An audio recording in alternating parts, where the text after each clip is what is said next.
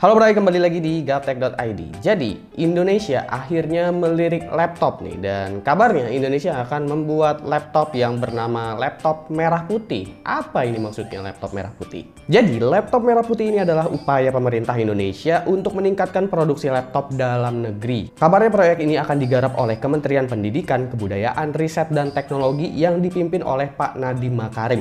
Juga berkolaborasi dengan ITB, ITS, dan UGM. Proyek ini didorong juga oleh Menteri Koordinator Maritim dan Investasi yaitu Pak Luhut Binar Panjaitan yang mengatakan pemerintah berupaya mempersiapkan riset dalam negeri untuk meningkatkan kandungan TKDN agar dapat memproduksi laptop merah putih mulai dari desain hingga pengembangannya. Hal tersebut diungkapkan pada tanggal 22 Juli 2021 saat konferensi pers virtual. Sebetulnya Indonesia juga udah memproduksi laptop dalam negeri, akan tetapi presentasinya itu masih kecil banget, cuma 5% aja. 95%-nya itu adalah hasil impor. Mungkin kalian udah kenal ya salah satu brand lokal yaitu adalah Zyrex. Tapi sebenarnya bukan cuma PT Zyrex Mandiri Buana. Ada juga PT Teradata Indonesia, PT Superton, PT Evercross Teknologi Indonesia, PT Bangga Teknologi Indonesia, dan Acer Manufacturing Indonesia. Ya, Acer sebagian laptopnya itu udah diproduksi di dalam negeri, tapi sebagian aja. Selebihnya ya untuk beberapa serinya masih lewat jalur impor. Keenam pabrikan tersebut udah memproduksi laptopnya di sini. Akan tetapi tingkat kandungan dalam negerinya atau TKDN-nya itu masih sedikit, cuma sekitar 25% aja. Dan sebenarnya Indonesia nih pingin ada peningkatan nih untuk kandungan TKDN-nya di area laptop. Seperti halnya smartphone lah yang sekarang ini udah banyak yang memang brand-brand itu ada pabrikannya di Indonesia. Cuma perbedaannya di sini Indonesia sepertinya ingin fokus ke brand lokalnya dulu. Jadi mereka ingin membuat laptop yang mereka sebut merah putih itu. Nggak seperti smartphone yang memang berdampingan dengan brand-brand di luar negeri, akan tetapi brand-brand luar tersebut diminta untuk memenuhi syarat TKDN tersebut oleh Indonesia. Ini disebutkan bahwa mereka ingin membuat intellectual property, komponen utama dan komponen pendukung. Nah, IP atau intellectual property ini adalah seperti yang akan digarap dan disebut laptop merah putih. Bicara soal IP juga berarti akan ada brandingan khusus, misalnya seperti Asus dengan ROG atau TUF Gaming-nya. Asus juga bisa menjual IP-IP ini ke brand-brand lain atau ke produsen-produsen lain. Contoh, TUF Gaming ada di Team Group, Seasonic, Cooler Master, dan lain-lain. ROG juga sempat digunakan oleh Avexir. Atau misalnya Marvel dengan karakter superhero-nya.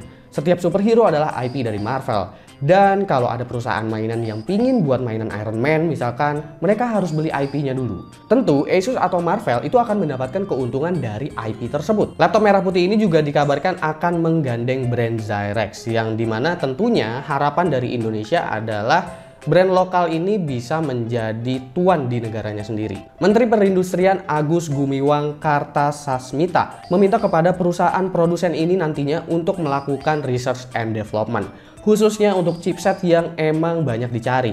Disebutkan juga agar mereka mendapatkan tax deduction 300% dan tentu sebagaimana kita ketahui kita arahkan memproduksi chipset yang saat ini telah terjadi kelangkaan di seluruh dunia.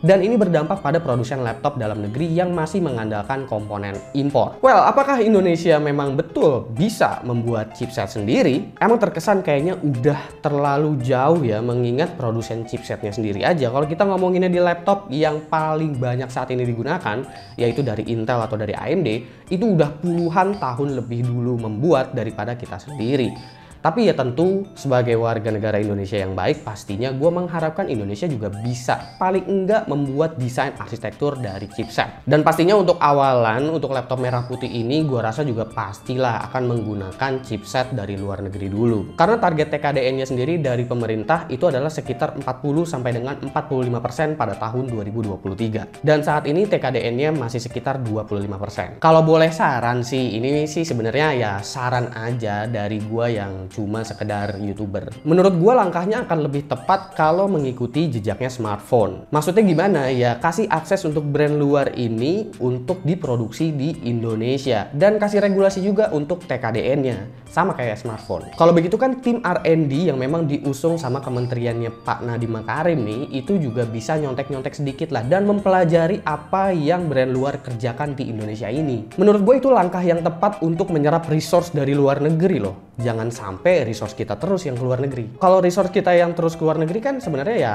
menurut gua sih kita juga yang rugi ya kan. Jadi menurut gua sebenarnya nggak perlu terlalu buru-buru produksi nih untuk laptopnya. Nggak perlu ngejar di 2022 harus sudah ada, 2023 udah harus ada. Menurut gua nggak perlu sebegitu cepatnya. Fokus pada riset aja dulu gitu menurut gua. Kalau emang TKDN laptop mau berjalan, lakuin aja sebenarnya apa yang sebelumnya dilakuin sama smartphone. Menurut gua kayak gitu sih. Toh Acer juga udah ada manufacturernya kan, udah ada pabriknya di Indonesia.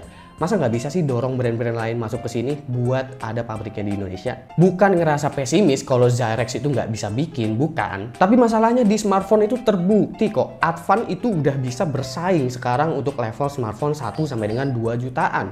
Itu juga kan dikarenakan ya mereka berdampingan sama brand-brand smartphone dari luar yang emang udah diproduksi di Indonesia. Jadi Advan juga mulai belajar dan akhirnya sekarang udah mulai kompetitif nih untuk si Advan ini di smartphone. Nah lalu PT Zyrex Indo Mandiri Buana Tbk juga sebetulnya udah IPO untuk sahamnya. Jadi seharusnya laporan keuangan juga akan cukup terbuka ya. Bahkan masyarakat umum dapat membeli sahamnya melalui pasar modal. Nah terus pemerintah juga kan tadi nyebutin kalau mereka akan membuat intellectual property. Coba dong usul juga ke brand luar untuk IP dari laptop merah putih ini. Maksud gue jadiin IP laptop merah putih ini untuk langkah awalnya sebagai bahan campaign juga lah dari pemerintah untuk berkolaborasi dengan brand yang memang udah ada namanya. Nggak usah minta brand luar negeri itu untuk bayar ke Indonesia. Menurut gue nggak perlu lakuin itu, tapi ya ajak kolaborasi aja gitu untuk bikin laptop seri khusus yang memang ada branding laptop merah putihnya. Jadi adalah minimal seri khusus untuk Indonesia gitu, misalkan Asus edisi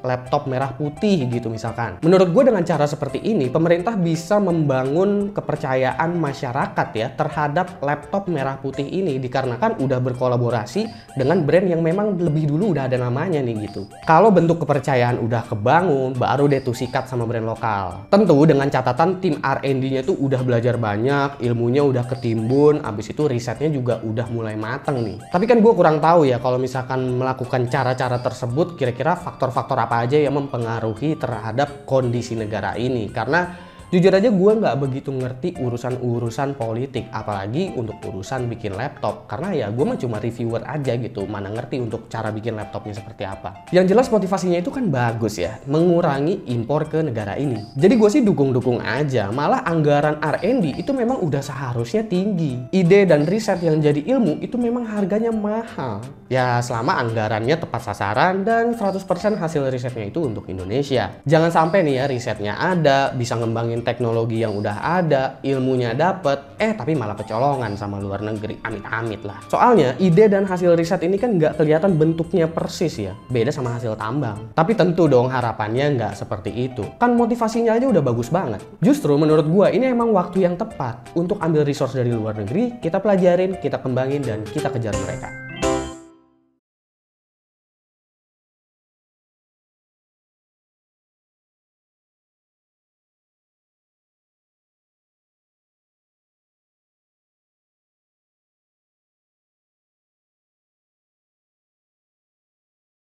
Bismillah komisaris.